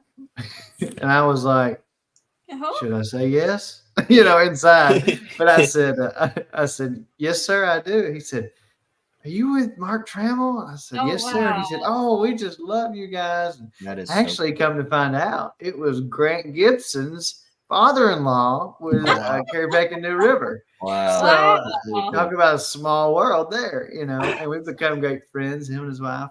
And so, it's funny. You just never know where you're going to show up and someone's going to see you. And, I've always heard, be a little bit of Jesus that somebody can see somewhere every day you go. And whether it's in a Walmart parking lot, or, at the Dollar Tree or Dollar General, or in Alaska, just living for the Lord and doing what's right, your testimony still stands, and your witness is going to go before you. So I just encourage everybody, just, keep living the straight path, and, God's going to bless us for our efforts, and He definitely will get the word out to those who need to hear it through whatever form it is. But of course, we just got to keep doing these and sharing it, and Southern Gospel Forward hopefully be here for many, many more years. I pray it. Yes, sir.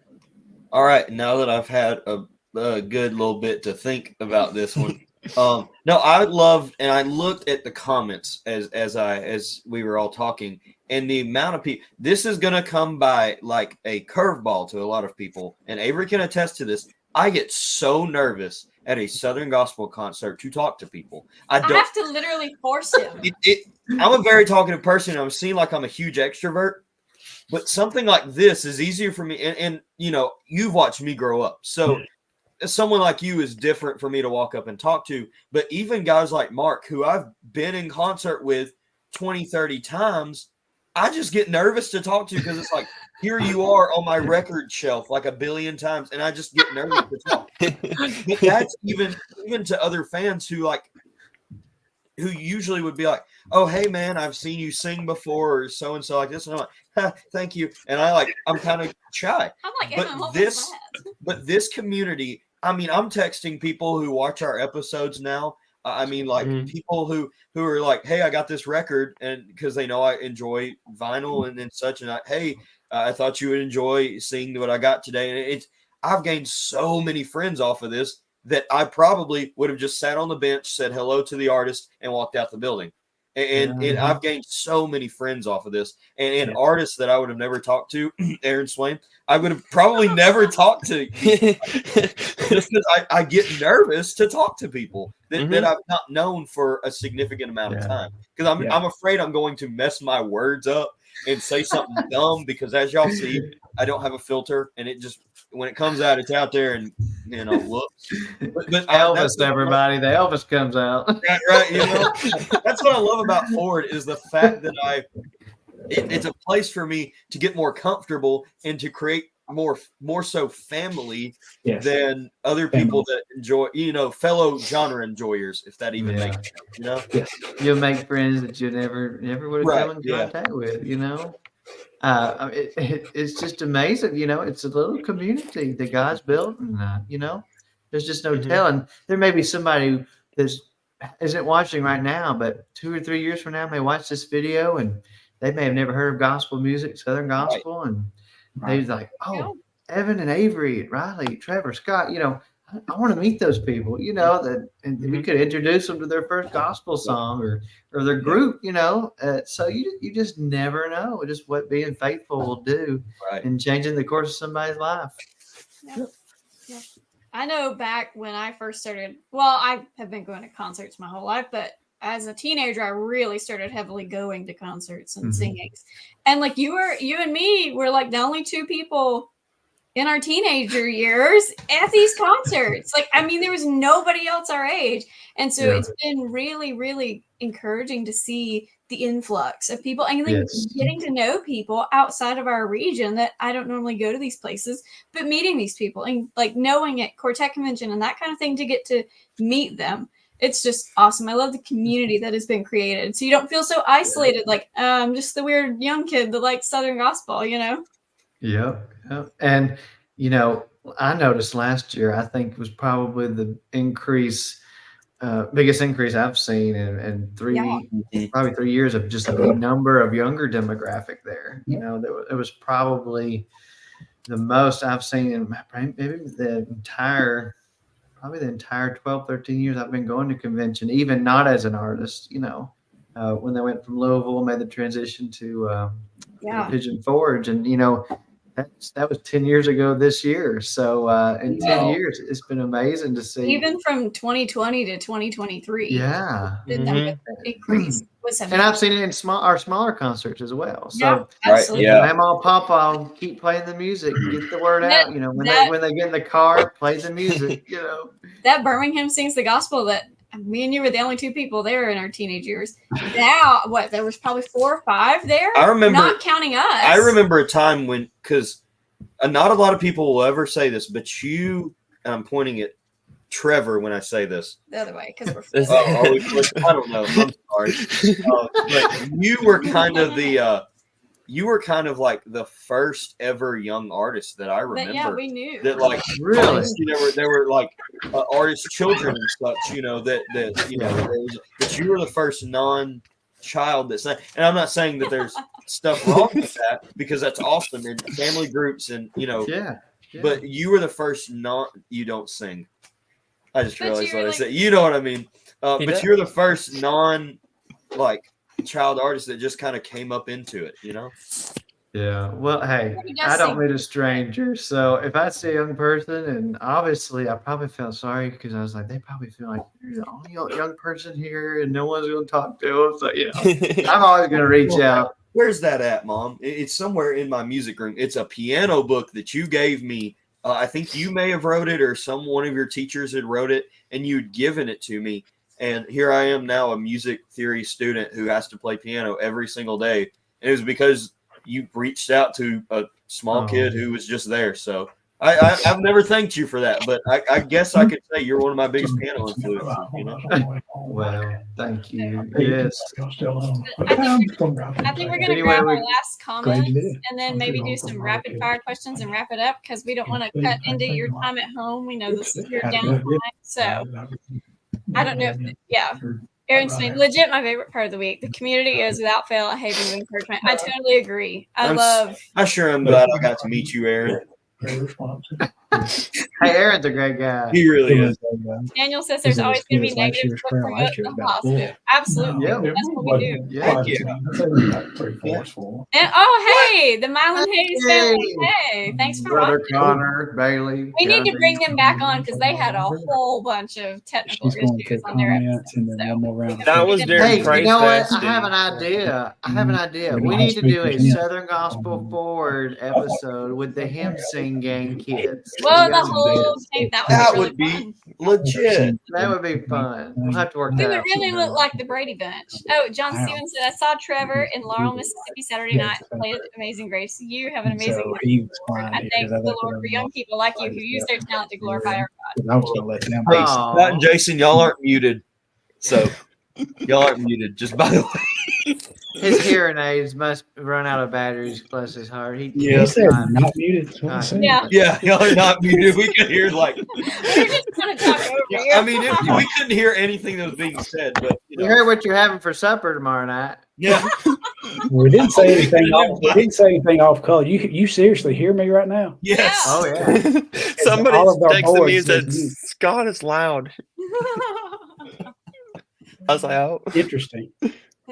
Well, anyway, Thank you I for did- the comment, Mr. John Stevens. Yes, thank Thank you. you. let me just tell you this. So we had a visitor. Hey. And, Hey, Hey. is that one of the champions? Yes, that is Chris Ah, Matthews. Chris champion. Of course he was causing trouble. Yeah. Well, I'm sorry. Tell him we said hey.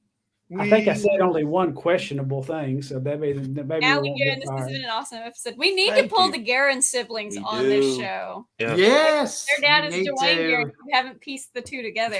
I have Yes. I have the weirdest interaction of meeting Dwayne. I was helping out with what was it? It was the Inspirations and Mark Trammell singing in Coleman, and he was emceeing, and I was doing SGMA that night. So I'm up on stage talking with Steven, and I didn't know where the stage door was, so I just start walking, and Dwayne was coming on stage, and I'm running around frantically trying to get to the table because I was like, the first 10 people get to the table or whatever, and I accidentally ran into him.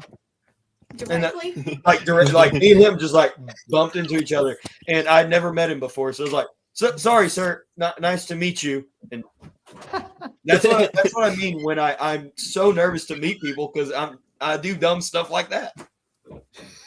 I'm telling you. Hey, he's a great promoter. I'm one of Don't those- run into him. Great Need him a promoter. promoter. Yeah. I wish he was not in Missouri, but Right. Yeah. Misery. He's in misery. yes. I look at his lineup for his event. I'm like, man, those are all solid groups. I'm like, Yeah. I want to go so bad. Mhm. Come But- on. And thank you for bringing him to Coleman so we get to enjoy Thank him you. here. Us Alabama Yeah. love a good promoter. So, all right, boys, we're going to do a rapid fire and then wrap things up. So, get one that Trevor can get like a real quick. Do you want me Yes, to no, start, maybe Riley, so. or you got one? I had two of the fun ones that I thought were really good, but you want me to just do one now? Or You can do both. One. If they're rapid Yeah. fire. Yeah, go for it. Gerald is sick and you're picking the songs for the hymn sing. What hymns do you choose? Just like a couple of them, I guess. Ooh. Well, Gerald always sends us a sheet every day with fresh hymns and an idea of what, program. But we follow the Holy Spirit. So, but I've got probably a library of over 300 hymns that I have to put all that stuff into the computer to get the lyrics on the screen. And, it's just down like clockwork now. I've been doing it for 7 years, and, we work well together. And I tell everybody, they're like, where are you at? I'm like, I'm running the screens. Well, I am running the screens, but literally all night long, I'm watching Gerald because I have to watch every little move he makes and try to anticipate when he's going to breathe here, what he's going to say here, so I can get this song up here, and then we can go back and take a love offering, and then we're going to talk about this, So, but yeah, I love doing it. But yeah, that's it. So the same guy, Daniel Hayes, who sponsored our episode, he sent in another question. Mark is sick, and you're the baritone/piano player. What solos do you choose? Ooh. Say that one more time. You kind of went out. Mark is sick, and you're the baritone/piano player. What solos do you choose? Oh my. Mm-hmm. Let's see. In our current programming, we could probably do wedding music live with piano and bass, and maybe Master Builder. Oh, let's see. I like when Jessica sings Master Builder. She did it one year. Yeah. Oh my word, she killed it. Yeah, that was a great one. And then I'm trying to think, what's the other song? Mark actually wrote 2 songs, and we did a medley of it from the last CD of "He's My Lord" and "What Will You Do for Jesus." I love that. That would definitely be definitely a song to sing. All right, Evan, what's your other? You've been singing for years upon years at these big events. Not singing. You don't sing. No, listen. Let me tell you something. Let me put this. Just go ahead and just say this here. People come up and say that all the time, and I'm like, you are right. I do sing. You do. I sing with my fingers. You do. I sing from the heart. I sing from the heart. You know what I mean. It's just habit. Hashtag let Trevor sing a song. Right. That's that. Let's get it started. Yeah. But anyhow, I've only recorded 1 song and ever really sang in concert maybe 3 or 4 times, and that's rare because if you heard me sing, you would probably leave. So I just want to leave a good impression on you. He says that, and he's probably like he's amazing. Pretty good, yeah. So you have used your talents in many ways in different venues across the United States. What are your top 3 venues you've ever performed at? Oh goodness, venues. Well, let's see. Does that include churches, or is it just? You can do churches, yes. Oh, okay. Yeah. Well, I thought it was an honor to be at First Baptist Dallas. That is a huge church, and we actually are going back this July to do their old-time revival that they do every year, and that'll be our 2nd time to return. So I'm looking forward to that. I'm a big fan of Robert Jeffers and the music program that Tyler Brinson's doing there. Great church. I would go there if I was lived near there and ever home to go to church. Let's see. And then I loved First Baptist Atlanta because I got to meet Charles Stanley when he was still living there a couple years ago. And we're dear friends with Dr. Anthony George, their new pastor, great people. And Matthew Slip, their music director, is a great friend. They're just, we're blessed to meet so many people. People are not people to me. They're ending up to be friends and relationships that just stick around. We're all in this together. Another venue that would be kind of cool to see. We did. What was it called? I don't remember. What's the name of it? It was actually for people that may kind of keep up with gospel music history. It used to be the Brumley Sing. So the Brumley Sing, I got to play there like 2 or 3 years, and then the Brumleys moved it to a huge. I guess it was like a huge convention center. I can't remember.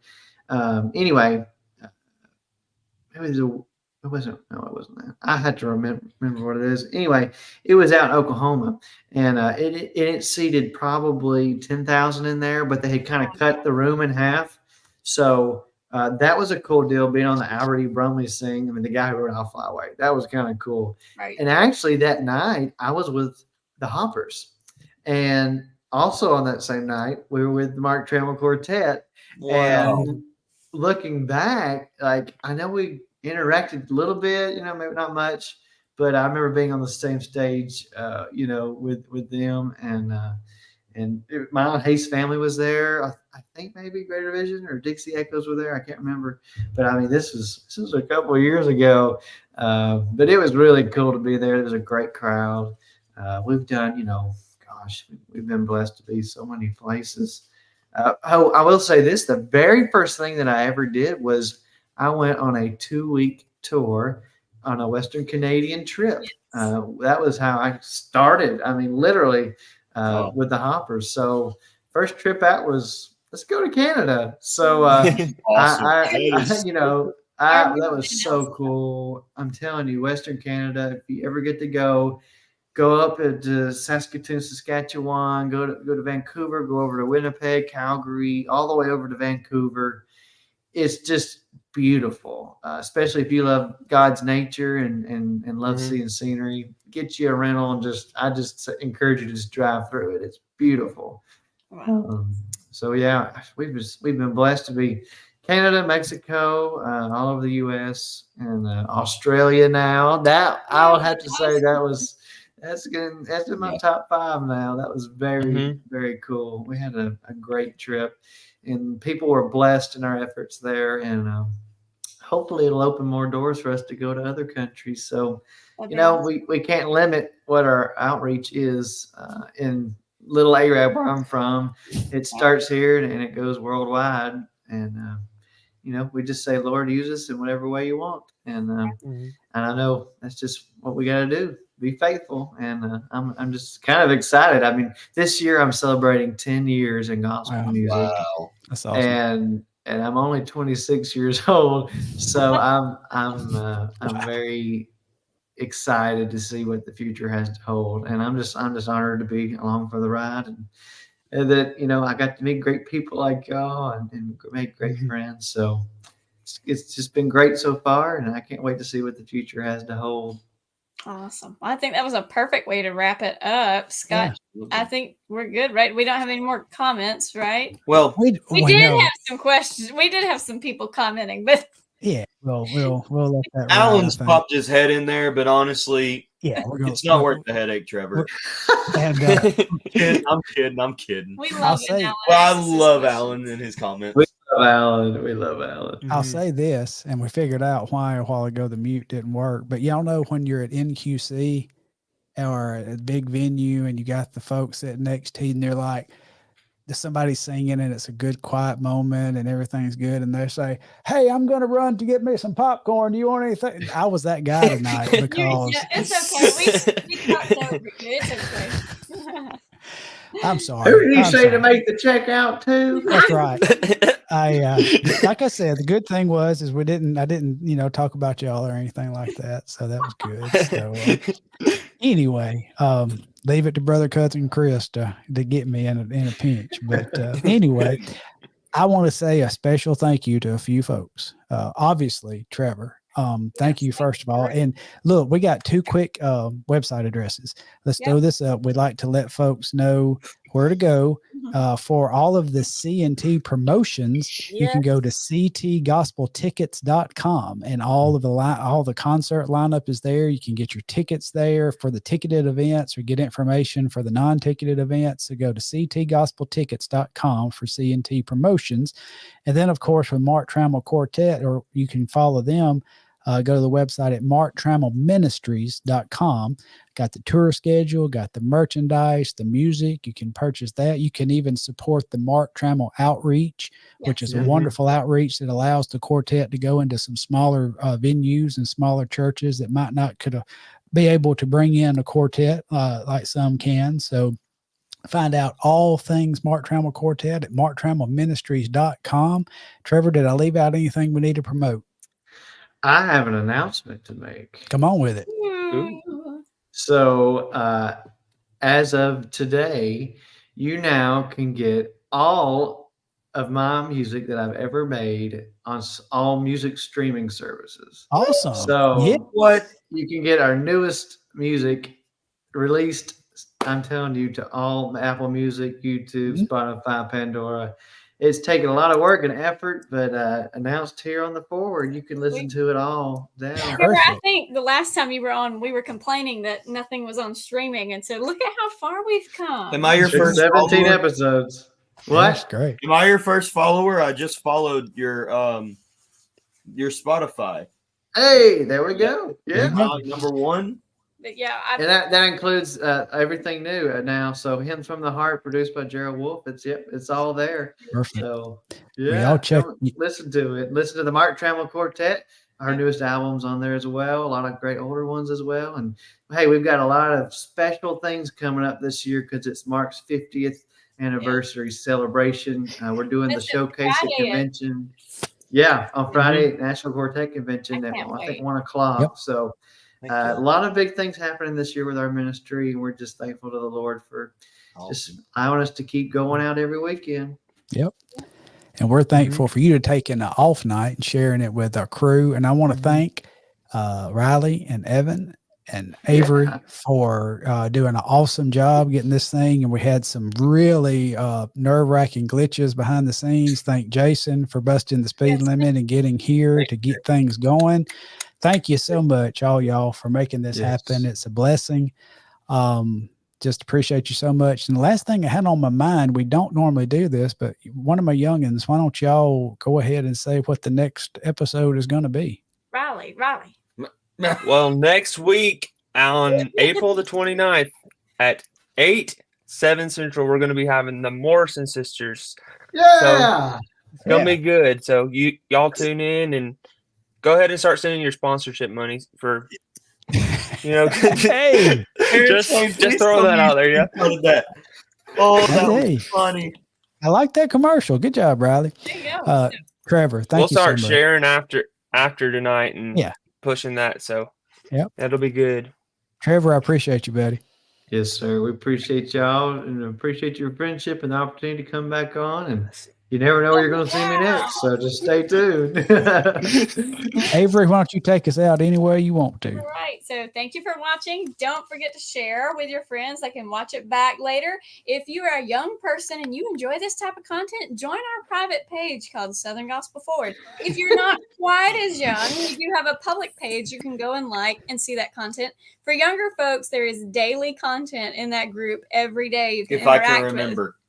Yes, there is daily content on every day except for Thursdays. Thursdays are a little spotty. We've been getting better. If you're watching, may have to take over. Subscribe if you're on Facebook and have a YouTube account. Go and subscribe and support us there. That would really mean a lot to us. And we'll see you guys next Monday. Have a great week. Thanks for joining us. Have a great week. Bye.